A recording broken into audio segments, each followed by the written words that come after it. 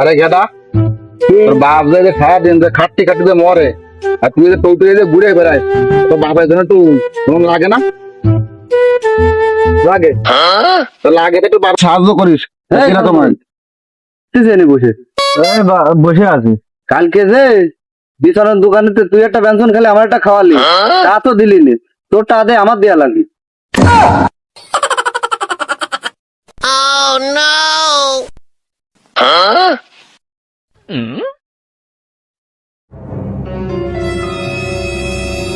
শালার বিটা,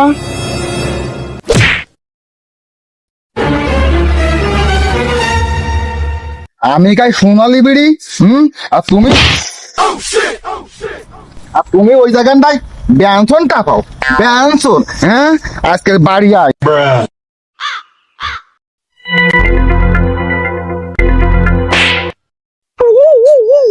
শালা পড়া জায়গা ফালিনি, ওটাই আমার বাবা।